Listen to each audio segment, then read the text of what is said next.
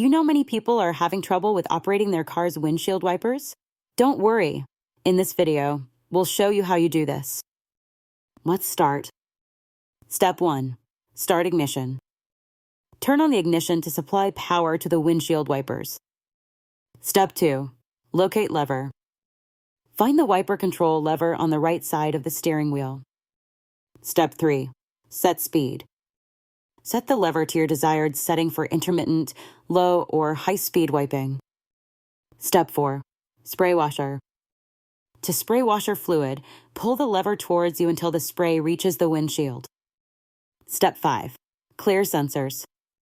Ensure rain sensor area is clear if your model has automatic wipers with a rain sensor. Now you should be able to effectively use the windshield wipers on your Kia Sorento. Still need help? Visit our website for the complete manual. There you will also find questions and answers from other Kia users. Did you find this video helpful? By subscribing, you help us continue to answer users' questions. So, subscribe to our channel. Thanks for watching, and see you in the next video.